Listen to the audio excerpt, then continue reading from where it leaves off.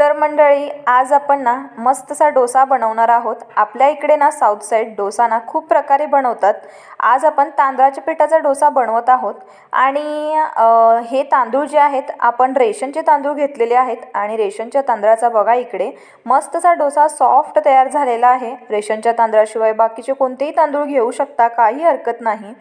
तर चला मग डोसा बनवताना ज्या काही अडचणी येतात, जसे की डोसा तव्यावरती सरळ घालता येत नाही किंवा पळीला चिकटतो आणि कधी कधी डोसा जो आहे जास्तच पातळ होतं त्याचं बॅटर किंवा जास्तच घट्ट होतं आणि त्यानंतर व्यवस्थित भाजला जात नाही। अशा बऱ्याच काही अडचणी असतात, त्या आज आपण सॉल्व करूया।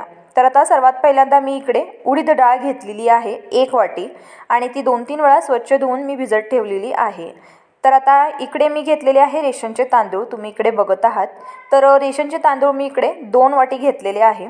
जर तुम्ही 2 वाटी तांदूळ घेतलात ना की 1 वाटी उडीद डाळ घेऊ शकता किंवा जर समजा तुम्ही 4 वाटी तांदूळ घेतलात तर 2 वाटी उडीद डाळ सुद्धा घेऊ शकता। तर आता काय करायचं, तांदूळ आणि उडीद डाळ जे आहे रेस्ट करायला ठेवायचं। साधारणतः आज दुपारी जर समजा तुम्ही भिजत ठेवला की त्याला उद्या आपण डोसा करायला घ्यायचा, म्हणजे कसं रात्री जे आहे याचं बॅटर आपण तयार करून ठेवायचं।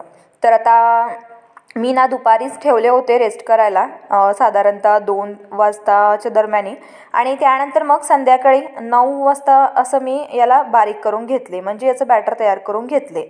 तर आता सर्वात पहिल्यांदा मी तांदूळ जे आहेत ते 2 वेळा धुतले आणि त्यानंतरच मिक्सरच्या भांड्यामध्ये घातले आणि त्यासोबतच मी तयार केलेला जो आपला राईस असतो ना, भात असतो, तो अगदी मुठीभर घातलेला आहे। त्याने सुद्धा डोसा जो आहे खूप सॉफ्ट बनतो।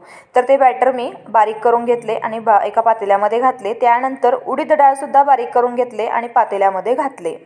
तर आता उडीद डाळमध्ये ना आणि तांदळाच्या पिठामध्ये पाणी जास्त नाही ठेवायचं, अगदी थोडं थोडं पाणी घालून बॅटरचं कन्सिस्टन्सी तुम्ही बघितलातच अशा पद्धतीने ठेवायची। त्यानंतर रात्री जे आहे मी तवा हलकासा गरम करून घेतला आणि त्यावरती हे बॅटर पॅक करून ठेवले। तर आता त्याने काय होतं की तव्यावर जो तुम्ही अशा प्रकारे बॅटर ठेवलात ना की बॅटर जे आहे सकाळपर्यंत छान फुलून येतं। पण लक्षात असू द्या, तवा जास्त गरम नाही राहिला पाहिजे, नाहीतर पीठ खालून लागू शकतं, जळू शकतं त्यासाठी। तर आता सकाळी उठून याला मस्त परत एकदा मिक्स करायचं चांगलं याला आणि त्यानंतर मग यामध्ये चवीपुरतं मीठ घालायचं, थोडासा सोडा घालायचा, 10 मिनटं रेस्ट करायला ठेवायचं आणि त्यानंतर मग इकडे आपण बॅटर परत पुन्हा चांगलं मिक्स करून घ्यायचं आणि मग काय डोसे करायला सुरुवात करायची। तर डोसे करण्यासाठी मी ते पहिल्यांदा कांदा घेतले, कांद्यामध्ये चमचा रोवला आणि अशा प्रकारे पॅनवरती जे आहे पहिल्यांदा तेल जे आहे चांगलं कांद्याने लावून घ्यायचं। तर इकडे बघतच आहात तुम्ही, संपूर्ण तेल पॅनला लावून झालं की मग त्यानंतर 2-2 पळी असं घालायचं तव्यावरती बॅटर आणि मस्त डोसा काढायचा। तर जेव्हा आपण 2 पळी घालतो ना तेव्हा 2 पळीनंतरच बॅटर जे आहे हलक्या हातावरती अशा प्रकारे स्प्रेड करायचं, जास्तही दाब देऊ नका, नाहीतर बॅटर जे आहे चिकटतं तव्याला आणि मग त्यानंतर डोसा जो आहे तो फाटण्याची शक्यता असते त्यासाठी। तर आता काय करायचं, आपण 2-3 मिनिटानंतर यावरती थोडंसं तेल सोडायचं आणि इकडे तुम्ही बघत आहात सहजच आपला डोसा जो आहे निघून येतो आणि मग याला मस्तसं परतण्याने किंवा उलटण्याने परतून घ्यायचं।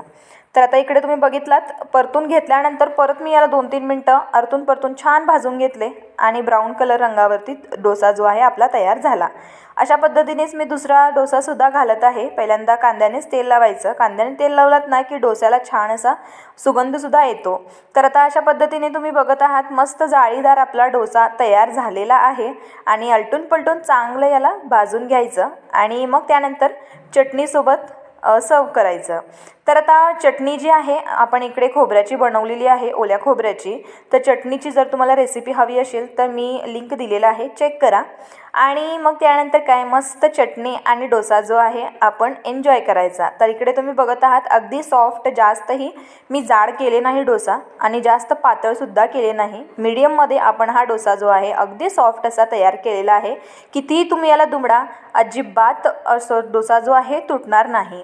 तर आता जाळीदार डोसा आपला मस्त तयार झालेला आहे। मला तरी खूप भूक लागली होती म्हणून मी हीच प्लेट जे आहे खाल्ले आणि मग त्यानंतर काय, जर तुम्हाला व्हिडिओ आमचा आवडला असेल, रेसिपी आवडली असेल तर व्हिडिओला नक्की लाईक करा, रेसिपी जास्तीत जास्त शेअर करा, तिघांना तर नक्कीच शेअर करा आणि त्या तिघांना सांगा अजून तिघांना शेअर करायला।